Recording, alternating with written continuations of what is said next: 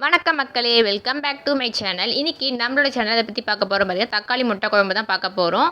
சூப்பராக ரொம்பவே அட்டகாசமாக இருக்கும். சாப்பாடு ஃபுல்லுமே காலியிட அவ்வளோ சூப்பராக இருக்கும். வாங்க எப்படி செய்யுதுன்னு பார்த்துடலாம். ஃபஸ்ட்டு ஒரு கடாயில் எண்ணெய் ஊற்றிக்கோங்க. அதில் கடுகு, சீரகம், வெந்தயம் எல்லாம் போட்டு தாளிச்சு விடுங்க. ஆக்சுவலாக என்ன ஆகிடுச்சுன்னா அந்த வீடியோ கட் ஆகிடுச்சு. ஸோ அதனால தான் நான் சொல்கிறேன். அதுக்கப்புறமா தக்காளி வெங்காயம் அரிஞ்சு வச்சுருக்கோம். இப்போ அரிஞ்சு வச்ச வெங்காயத்தை அதில் ஆட் பண்ணிக்கலாம்.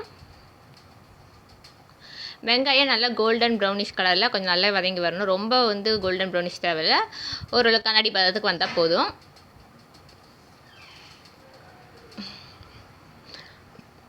பாருங்கள், இப்போ ஓரளவுக்கு நல்லாவே கண்ணாடி பதத்துக்கு வந்துடுச்சு. இந்த ஸ்டேஜில் நல்லாவே வாசனை கம்மன்னு இருக்கும். கருவேப்பிலையை ஆட் பண்ணியாச்சு வெங்காயத்துக்கு முன்னாடி. அந்த வீடியோ மிஸ் ஆகிடுச்சு. பாருங்கள், நல்லா இது மாதிரி கிண்டி விட்டுடுங்க. இந்த குழம்பு அவ்வளோ சூப்பராக இருக்கும். கண்டிப்பாக ட்ரை பண்ணி பார்க்கணும். ட்ரை பண்ணி பார்த்து எப்படி இருக்குன்னு சொல்லுங்கள். அதுக்கப்புறம் நம்ம என்ன பண்ண போகிறோம்னா, வீட்டில் மிளகாத்தூள் ஆகிடுச்சு. அதில் ஆச்சி மிளகாத்தூள் தான் யூஸ் பண்ணியிருக்கேன். நம்ம இது மாதிரி வெங்காயம் வதங்கும் போதே மிளகாத்தூள் போட்டோம்னா, அதாவது குழம்புல எண்ணெய் பிரிஞ்சு வரும் பார்த்துருக்கீங்களா, அது மாதிரி அழகாக பிரிஞ்சு வரும். இது நீங்கள் தக்காளி ஆட் பண்ணிட்டு மிளகாத்தூள் ஆட் பண்ணிங்கன்னா அந்தளவுக்கு குழம்பு பார்க்க ஒரு அட்ராக்ஷனாக இருக்காது. ஸோ மிளகாத்தூள் போட்டு நல்லா வதங்கியது பிறகு தக்காளி ஆட் பண்ணிக்கலாம். பாருங்கள், தக்காளி நல்லா ஆட் பண்ணியாச்சு. இப்போ அது நல்லா இப்படி கிண்டி விடுங்க. பாருங்கள், பார்க்கறதுக்கு எவ்வளோ சூப்பராக ரெட்டிஷ் கலரில் அழகாக இருக்குது. இந்த தக்காளி ஃபுல்லுமே இப்போ கரைஞ்சி வரணும். அந்தளவுக்கு நம்ம உப்பு போட்டு சிம்மில் வச்சு வேக விடணும். நல்லா இந்த குண்டு குண்டாக பார்த்தீங்கன்னா தக்காளி அது ஃபுல்லுமே கரைஞ்சி காணாமல் போயிடும். தக்காளி அந்தளவுக்கு நல்லா வேக விடணும்.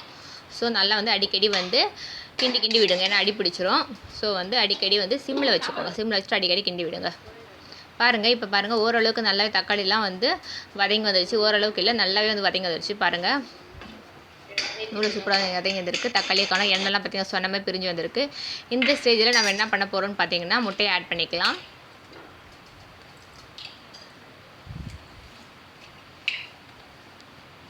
உங்கள் வீட்டு குழந்தைங்களுக்குலாம் கண்டிப்பாக இந்த குழம்பு ரொம்பவே பிடிக்கும். ஸோ அதனால் நீங்கள் செஞ்சு பாருங்கள். குழந்தைங்க மீண்டும் மீண்டும் செய்ய சொல்லி உங்கள்கிட்ட கேட்பாங்க. பாருங்கள், நான் 5 முட்டை எடுத்திருக்கேன். இப்படி அழகாக ஊற்றியாச்சு. டெக்கரேஷனுக்காக கரண்டியில் போட்டு ஊற்றுனாங்க. அதுக்கப்புறம் பார்த்தீங்கன்னா கண்டிப்பாக இந்த குழம்புக்கு கொத்தமல்லி தேவை.